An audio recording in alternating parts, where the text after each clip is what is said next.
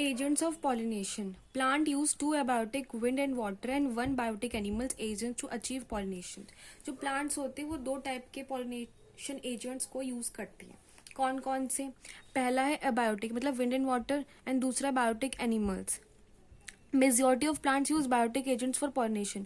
बहुत सारे plants biotic agents का यूज करते हैं मतलब एनिमल्स का यूज करते हैं पॉलिनेशन के लिए, और बहुत कम प्लांट्स जो होते हैं वो अबायोटिक एजेंट्स यानी कि विंड एंड वाटर का यूज करते हैं.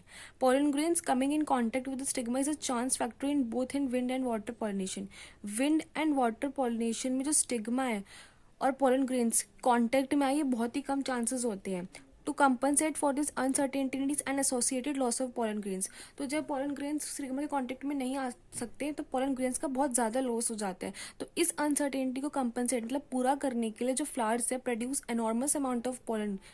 फ्लावर्स बहुत सारे लार्ज अमाउंट में पॉलन ग्रेन्स को प्रोड्यूस करते हैं. अगर हम ओवल से कंपैरिजन में देखें जिससे कि कोई ना कोई अगर लॉस हो भी जाए तो ओवल के साथ वो कॉन्टेक्ट में आ जाए स्टिग्मा के साथ. Available for pollination.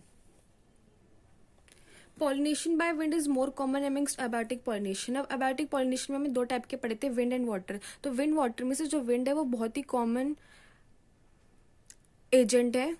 Wind pollination also requires that the pollen grains are light and non-sticky so that they can be transported in wind currents. अब wind pollination की कुछ requirements होती है, कुछ ज़रूरतें होती है कि pollen grains हल्के होने चाहिए और नॉन स्टिकी होने चाहिए मतलब वो चिपकने नहीं चाहिए, जिससे कि वो ट्रांसपोर्ट इजीली हो जाए विंड करंट की हेल्प से, मतलब हवा में आराम से बह सके. And they often possess well expose stamens so that the pollens are easily dispose into wind currents. और उनके जो स्टैमेंस होते हैं वो बहुत खुले हुए होते हैं जिससे कि जो पॉलन ग्रेन्स है वो आराम से डिस्पोज हो जाए विंड करंट्स में, हवा के साथ डिस्पोज मतलब पूरा स्प्रेड हो सके. And large often feathery stigma to easily trap airborne pollen grains. और उनका जो स्टिग्मा होता है वो बहुत बड़ा होता है और फेदर लाइक होता है जैसे स्ट्रक्चर में देख सकते हैं. तो ये जब हवा के साथ बहने लग जाते हैं और जब पॉलन ग्रेन्स आते हैं इनके कॉन्टेक्ट में तो आराम से इन पॉलन ग्रेन्स को ट्रैप कर लेते हैं, पकड़ लेते हैं to easily trap airborne pollen grains. And wind pollinated flowers often have a single ovule in each ovary. और जो wind pollinated flowers होते हैं उनका एक ओवरी में एक ही ओव्यूल होता है मोस्टली, और जो न्यूमरस फ्लावर्स होते हैं बहुत सारे फ्लावर्स होते हैं और वो एक इन्फ्लोरेंस की फॉर्म में पैक्ड रहते हैं मतलब वो कंबाइंड रहते हैं. और इसका फैमिलियर एग्जाम्पल कॉर्न कॉब होता है. और कॉर्न कॉब में क्या होता है, टैसल्स होते हैं और टैसल्स कुछ नहीं होते, स्टिग्मा एंड स्टाइल ही होता है. ये क्वेश्चन आते रहते हैं. तो टैसल्स जो होते हैं वो स्टिग्मा एंड स्टाइल ही होता है जो हवा के साथ साथ उड़ते रहते हैं अपनी पोजीशन पर ही और वो पॉलन ग्रेन्स को ट्रैप कर लेते हैं, पकड़ लेते हैं. And wind pollination is quite common in grasses. और विंड पॉलिनेशन का एक तो कॉर्न कॉब एग्जाम्पल है, दूसरा एग्जाम्पल है ग्रासेस. अब pollination by water is quite rare in flowering plants. जो वाटर पॉलिनेशन होता है फ्लावरिंग प्लांट्स से वो बहुत ही रेयर होता है, बहुत ही कम होता है और is limited to about 30 genera मतलब 30 जीनस प्लांट्स तक ही वो लिमिटेड है, इससे ज़्यादा नहीं होता. और मोस्टली जो वाटर पॉलिनेशन होता है वो मोनोकॉटिलेडन्स में होता है, single cotyledon. As against this you would recall that the water is a regular mode of transport for the male gametes among the lower plant group such as algae, bryophytes and pteridophytes. लेकिन algae, bryophytes, pteridophytes जो lower plants है उसमें जो water होता है एक main mode of transport होता है मेल गैमेट्स के ट्रांसपोर्ट के लिए. And it is believe that particularly for some bryophytes and pteridophytes that their distribution is limited because of the need for water for their transport of male gametes and fertilisation. और ये भी माना जाता है कि bryophytes और pteridophytes में क्या होता है, बहुत डिस्ट्रीब्यूशन जो होता है बहुत कम होता है, मतलब ये ज़्यादा नहीं होते हैं क्योंकि इनको पानी की जरूरत पड़ती है इनके मेल गैमेट्स के ट्रांसपोर्ट के लिए एंड फर्दर फर्टिलाइजेशन के लिए. तो some examples of water pollinated plants are Vallisneria and Hydrilla. कुछ वाटर पॉलिनेटेड एग्जाम्पल्स हैं वेलिस्नेरिया और हाइड्रिला, ये फ्रेश वाटर के एग्जाम्पल्स हैं. और मरीन वाटर के जो एग्जाम्पल है सी ग्रासेस जिसका नाम है जोस्टेरा. ये कुछ examples. Not all aquatic plants use water for pollination. सभी एक्वेटिक प्लांट्स वाटर का यूज नहीं करते पॉलिनेशन के लिए.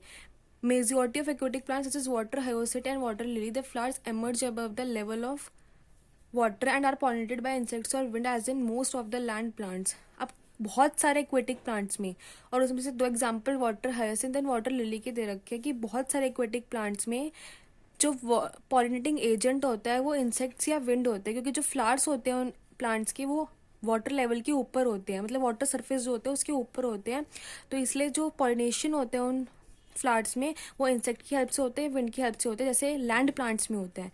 And in Vallisneria the female flower reach the surface of water bye long stock. और वेलिस्नेरिया में क्या होता है, जो फीमेल फ्लावर होते हैं वो वाटर के सरफेस तक होते हैं। तो वो किसकी हेल्प से होते हैं, एक लंबी सी स्टॉक होती है, पतली सी पाइप जैसी, जिसकी हेल्प से उनके जो फ्लावर्स होते हैं वो वाटर सरफेस लेवल तक होती है। एंड मेल फ्लावर्स और pollen grains are release on to the surface of the water. तो जो मेल फ्लावर्स होते हैं और जो पॉलन ग्रेन्स होते हैं वो वाटर की सरफेस के ऊपर ही रिलीज होते हैं, और फ्लावर्स भी ऊपर ही होते हैं वाटर सरफेस पे। तो they are carried passively by water currents. तो सरफेस के ऊपर होने के कारण वो वाटर से मूवेबल होते हैं आराम से। And some of them eventually reach the female flowers and stigma. और उनमें से कुछ जो है फीमेल फ्लावर्स तक आराम से पहुंच जाते हैं एंड स्टिग्मा तक। In another group of water pollinated plants such as grasses, sea grasses, female flowers remain submerged in water. लेकिन कुछ वाटर पॉलिनेटेड प्लांट्स में, जैसे सी ग्रासेस की बात करी थी जोस्टेरा की, उसमें जो फीमेल फ्लावर्स होते हैं वो पानी के नीचे ही होते हैं, पानी के अंदर होते हैं। तो जो पॉलन ग्रेन्स होते हैं उन फ्लावर्स के वो पानी के अंदर ही रिलीज होते हैं। तो pollen grains in many such species are long ribbon like and they are carried passively inside the water. तो जो पॉलन ग्रेन्स होते हैं कई स्पीसीज में बहुत लंबे होते हैं और बिल्कुल रिबन लाइक स्ट्रक्चर होते हैं उनका, जिससे कि वो आसानी से मूव कर सके। And they are carried passively inside the water, वो पानी में आराम से मूव कर सके। Some of them reach the stigma and achieve pollination. तो कुछ ऐसे ही स्टिग्मा तक पहुंच जाते हैं और पॉलिनेशन हो जाता है। In most of the water pollinated species pollen grains are protected from wetting by a mucilaginous covering.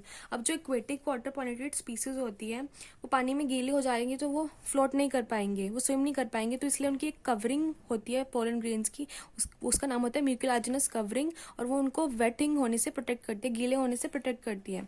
Both wind and water pollinated flowers are not very colourful and do not produce nectar. जो wind and water pollinated flowers होते हैं वो colourful भी नहीं होते हैं और उन्हें किसी नेक्टर की जरूरत भी नहीं पड़ती, क्योंकि जो wind and water pollinated flowers होते हैं वो अबायोटिक एजेंट्स होते हैं, उसमें किसी इंसेक्ट की जरूरत नहीं पड़ती। मोस्टली तो पड़ती है लेकिन कुछ नहीं पड़ती, तो इसलिए उसमें क्या होता है कि वो नेक्टर्स प्रोड्यूस नहीं कर पाते हैं। क्योंकि विंड एंड वाटर दोनों एबायोटिक होते हैं तो उन्हें किसी अट्रैक्शन की ज़रूरत नहीं पड़ती और किसी रिवॉर्ड्स की ज़रूरत नहीं पड़ती है। तो इसलिए जो मोस्टली होते हैं वो कलरफुल भी नहीं होते और नेक्टर भी प्रोड्यूस नहीं करते हैं। अब इसे इस फिगर में दे रखे जो फीमेल फ्लावर है वो सरफेस पे है वाटर के। तो ये जो मेल फ्लावर है ये उसका पूरा एनलार्ज्ड व्यू है, और ये मेल फ्लावर है ये इसका एनलार्ज्ड व्यू है। ये स्टिग्मा के साथ एकदम कांटेक्ट में आ गया, क्योंकि जो पॉलन ग्रेन से ये भी वाटर सरफेस पे रिलीज हुए और ये स्टिग्मा है जो वाटर के सरफेस पे है। तो pollination by water in Vallisneria.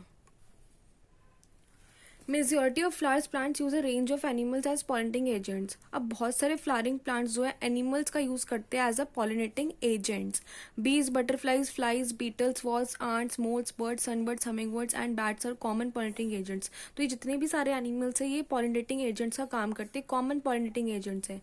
Among the animals insects particularly bees are dominant biotic pollinating agents. अगर हम एनिमल्स की बात करें तो जो इंसेक्ट्स होते हैं और इंसेक्ट्स में पर्टिकुलरली जो बीज होती है वो सबसे ज़्यादा यूज होते हैं पॉलिनेटिंग एजेंट्स की तरह, बायोटिक पॉलिनेटिंग एजेंट्स की तरह डोमिनेंट होते हैं।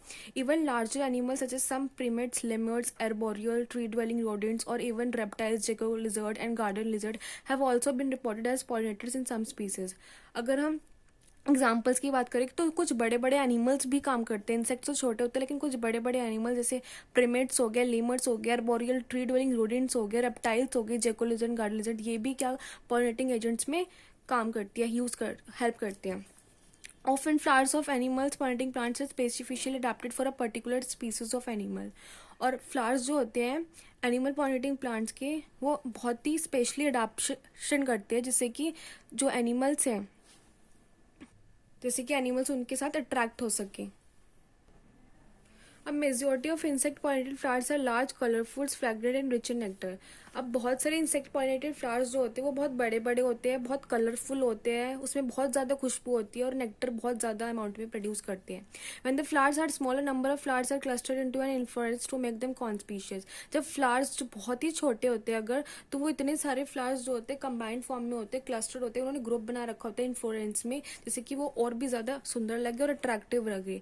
Animals are attracted to flowers by colour और फ्रेग्रेंस। जो एनिमल्स होते हैं वो फ्लावर के साथ अट्रैक्ट होते हैं तो सिर्फ कलर की वजह से और खुशबू की वजह से। And the flowers pollinated by flies and beetles secrete foul odours to attract these animals. And जो फ्लावर्स होते हैं जो फ्लाइज की हेल्प से और बीटल की हेल्प से पॉलिनेट होते हैं वो बहुत ही बैड स्मेल प्रोड्यूस करते हैं जिससे कि एनिमल्स उनके साथ अट्रैक्ट हो सके। And to sustain animal visits the flowers have to be provide rewards to the animals. और एनिमल की विजिट्स को सस्टेन रखना मतलब बार बार एनिमल्स उनसे अट्रैक्ट हो सके, तो जो फ्लावर्स होते हैं उनको नेक्टर्स रिवॉर्ड्स प्रोवाइड करना पड़ता है। और वो रिवॉर्ड्स क्या होते हैं, नेक्टर और पॉलन ग्रेन्स होते हैं। तो flowers have to provide rewards to the animals and nectar and pollen grains are the usual floral rewards. Pollen grains और नेक्टर ही उनके लिए एक रिवॉर्ड होता है एनिमल्स के लिए। For harvesting the rewards from the flower the animal visitor comes in contact with the anthers and the stigma. अब रिवॉर्ड प्रोवाइड करते हैं, तो जो फ्लावर है from flower the animal visitor comes in contact, तो animals जो होते हैं वो एंथर के कॉन्टेक्ट में आते रहते हैं और स्टिग्मा के कॉन्टेक्ट में। And the body of the animal gets a coating of pollen grains. और जब वो एनिमल्स फ्लावर पे आते हैं तो उनको एक कोटिंग मिल जाती है पॉलन ग्रेन्स, मतलब पॉलन ग्रेन्स उनके साथ स्टिक हो जाते हैं क्योंकि वो स्टिकी होते हैं, which are generally sticky in animal pollinated flowers, तो वो उनसे स्टिक हो जाते हैं। And when the animal carrying pollen on its body comes in contact with the stigma, और जब एनिमल्स जो होते हैं वो पॉलन ग्रेन्स को कैरी करते हैं और फिर वो दूसरे फ्लावर के स्टिग्मा पे जाते हैं, तो वो पॉलन ग्रेन्स उस दूसरे फ्लावर के स्टिग्मा के साथ कांटेक्ट में आ जाता है and it brings about pollination. तो इससे क्या होता है, पॉलिनेशन हो जाता है। तो in some species floral rewards are in providing safe places to lay eggs. तो कुछ स्पीसीज में क्या होता है, जो फ्लोरल रिवॉर्ड्स होते हैं वो दूसरे होते हैं। दूसरे क्या होते हैं कि वो जो फ्लावर्स होते हैं वो प्लेसेस प्रोवाइड करते हैं एनिमल्स को, जिससे कि वो एग्स को ले कर सके, to lay eggs. Example is that of the tallest flower of Amorphophallus. The flower itself is about 6 feet in height. ये Amorphophallus एग्जाम्पल दे रखी है, सबसे टॉलेस्ट फ्लावर होता है। इस फ्लावर प्लांट की बात नहीं है, फ्लावर ही इसकी जो हाइट होती है वो 6 फीट की होती है। और ये फ्लोरल रिवॉर्ड क्या देता है कि providing safe places to lay eggs. और एक और रिलेशनशिप इसने बता रखी है, एक और एग्जांपल बता रखा है कि मोथ स्पीसीज और युका प्लांट।